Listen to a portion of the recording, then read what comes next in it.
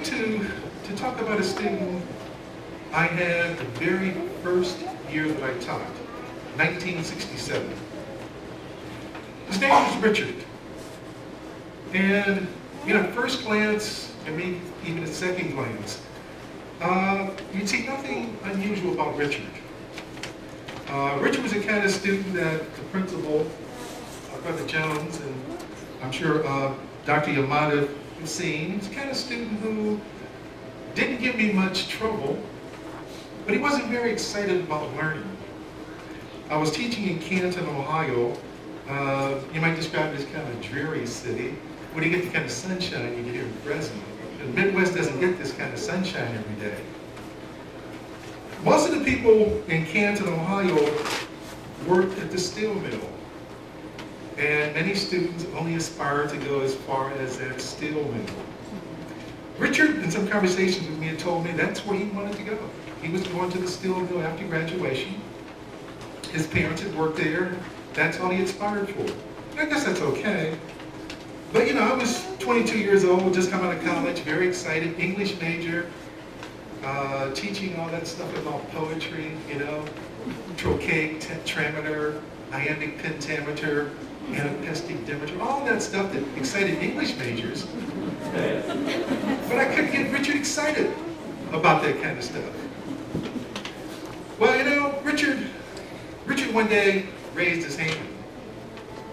And that was a bit unusual because Richard was the kind of student who, if he had a question, didn't raise his hand. He just blurted out. But this time Richard raised his hand. And when he raised his hand, he got my attention. He got the attention of the entire class. And he said, Mr. Walton, funny look on his face, Mr. Walton, can I ask you a question? Wow, I was on my guard. Richard's raised his hand. He's asked for permission to ask a question. He's very formal. The entire class is intent on his question. So, yes, Richard. He said, Mr. Walton, have you ever gotten your hands dirty? No, I didn't see the implication of that question. I wasn't dressed the way I'm dressed, today, but I was dressed in a nice white shirt. In 1967, all male teachers in Ohio wore white shirts, not yellow or blue. Everybody wore a white shirt and a tie. And I was probably clean shaven. I didn't have some of this. Richard asked that question. There were some implications there. Richard was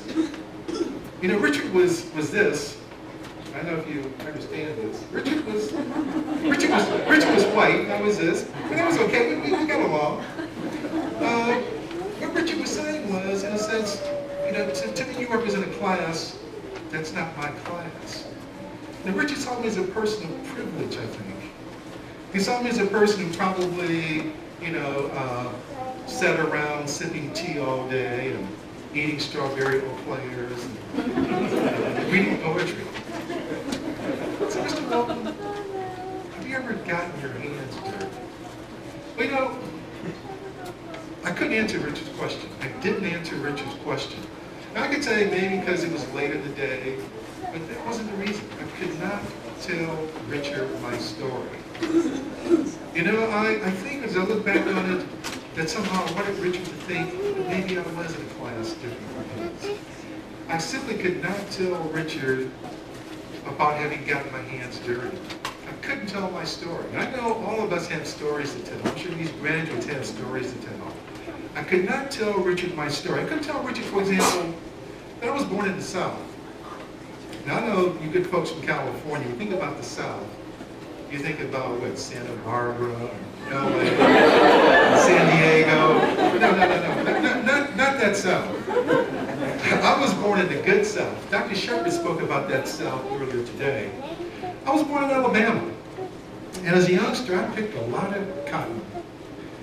As a youngster, when I moved north, I had such a heavy Southern accent. I had that deep Southern brogue. People laughed at me when I spoke. They couldn't understand me. I was really embarrassed. I couldn't tell Richard that. I couldn't tell Richard that, at that time I'd never known my father. That I'd grown up with a stepfather. My stepfather was Baptist, my mother was Adventist. and I was talking with Sister Chung earlier. You know, I've gone to church Saturday and Sunday on a regular basis. My stepfather would make us go his day because we went my mother's day. My stepfather was not a very kind person. My mother had 10 children. 3 of us were Waltons, the others belonged to my stepfather. My stepfather didn't accept us because we weren't his. And my stepfather said to me, boy, when you turn 16, there are 18 ways to get out of this house. He counted 2 doors, and he counted every window. Well, that was that. In 1961, I was 15 years old. I was a senior in high school. I turned 16 by the time I graduated, and my stepfather hadn't changed. So, at 16, I couldn't get a job. College was out the question. I had one option, and that option was the U.S. military. So I went down and I saw the recruiter. I took the test. I gave him my birth certificate. I had my date to ship off. So I went back and prepared to go to the war in Vietnam as my brother before me had gone. And I got a phone call from my pastor who said to me, Jim, you know, the white church across town has asked me to be in a play, and I have a bad cold, I don't think I can do it. Would you take my place? Well, yeah, I thought, well, okay, I took his place. This was back in 1961, 62. Things were separate but equal. You know? Somebody came and gave me the part I had to learn. I couldn't learn my part with the rest of the people in church. And I recall going to that church that night. It was a missionary skit, really. And I learned my lines, and I recall walking on stage and saying, good evening, I'm Tanya from deepest Africa, and gave the rest of my lines. And later that evening, I was trying to get a ride home and taking off the garb when a stranger approached me and said some nice words and asked me how school was going. Well, I said, I graduated. Well, why aren't you in college? Which is like to me saying, no, why aren't you in the White House? W has that was the extent of our conversation. But a week later, Sabbath evening, we just got home from a missionary volunteers meeting, the phone rang. And it was a stranger on the phone. And the stranger said, you know, I saw you last week in the play, and for some reason, but out of my mind, I just thought to call you. Well, we talked for a while, and then the stranger said, let me speak to your mother, please. Well, I shuddered when my mother got the phone because my mother, I knew, would tell him that I had volunteered to go to the military. There's no good Adventists don't volunteer to go to the military, but all good Adventists didn't have my stepfather. And sure enough, you know, my mother told him I was going to the Navy. Well, the stranger got me back on the phone and gave me the tongue lashing about going to the military. And asked me if I would consider holding off, and I didn't know what to say to him. Well, a week later, the conversation went something like this. The phone rang again, and the stranger said, can you give me directions to your home? I said, yes. He said, I'll be down in about an hour. He said, I think I can get you to the college I went to. Could you pack in an hour? Well, you know, I had gotten one white shirt from the pastor for graduation, had a couple other little things that put in a pill slip in less than 10 minutes. I think about how we had to pack when our daughter was going to Berkeley. We had to rent a van to take her. I was packed, and the stranger came, and just like that, he met my stepfather, met my mother. He said a prayer, and we took off in the dead of the night. Snow was packed up this high because it had a snowstorm in Ohio. He was taking me to Andrews University. I learned in flight, so to speak, that this stranger was Dr. Joseph Nozaki. Dr. Nozaki was in residence at the time. He was a young MD. He told me he had been up for 3 days, He asked me if I could drive. I couldn't drive. I had no license. So periodically we would stop at the overpasses and he'd get out and run around the car, stay awake. And we did this a number of times. Got around Toledo. And Dr. Zaki discovered his wallet was missing. He lost his wallet. He thought maybe we should turn back. Well, we couldn't turn around because the snow had packed so high. Dr. Zaki put his car in reverse. We backed up to overpasses. We got the flashlight, looked around for the wallet. We didn't find it. We backed up so far, at one point, the state troopers stopped us. They had bullhorns. And we followed from this point to that point. I won't use their language. Essentially, what's going on? And he said, sir, he said, I'm a medical doctor. I lost my wallet. They were almost apologetic. They said, sir, please be careful. We backed up a couple more passes. You couldn't find it. Dr. Zaki said a prayer. He said a prayer. He touched his glove compartment. And there was a credit card.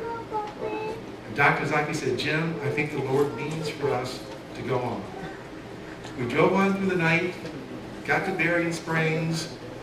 You know, Andrews had never heard of James Walton. Never taken, you know, never applied. I never took an SAT, ACT, nothing. I spent the night on Hughie Davis's floor. Hughie Davis lives in Detroit. I saw Hughie Davis about 2 years ago. He laughed about it. But I remember the next day, Dr. Nozaki came to me. I had about $3 in my pocket, total. Dr. Nozaki handed me a $10 bill. He shook my hand. He said some nice words. And Dr. Nozaki was gone. Well, there are a lot of details about my time at Andrews. I can tell you about the government surplus peanut butter I used for food. I can tell you about the time when Mr. Shaw called me into the business office and said, unless we get $400 by next Monday, we're going to have to let you go. I've been working in something called CWP when I was there and earning all the money I could, but I couldn't stay with that tuition. And I recalled my friends trying to figure out ways to help me get $400. Maybe I could work this, I could do that. Nothing worked out. I'd seen Dr. Zaki only once since then. He had flown in. He told me he wanted to be a missionary. He was taking off for South America, he told me. But he gave me his card. He said he wanted to be a missionary, but he had to get married before he could become one. So he was going to California, and he shook my hand. He was gone. I've never seen him since.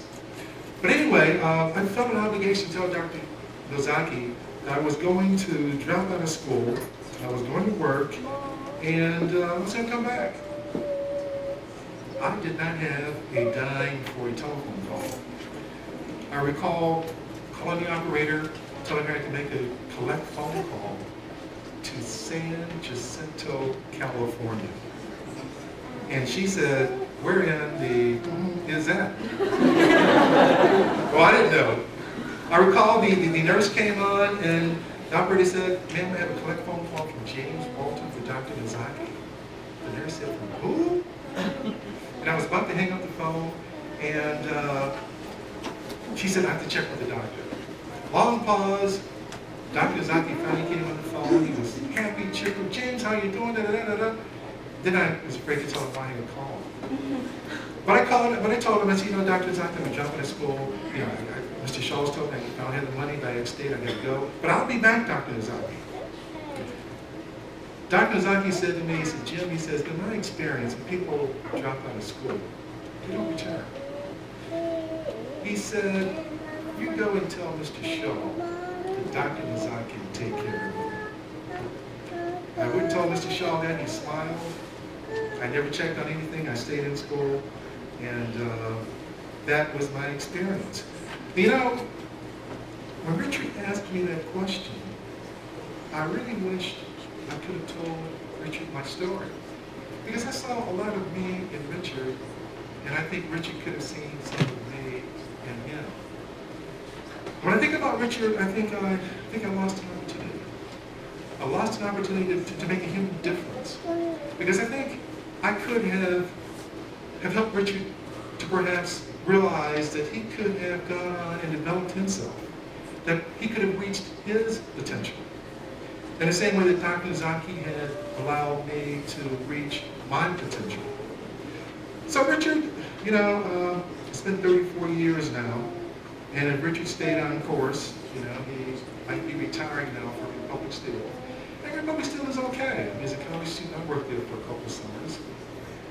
But as I think about Richard, I think about a student who had potential. I think about a student with whom I could have made a difference. Had I reached out, I could have made that human difference.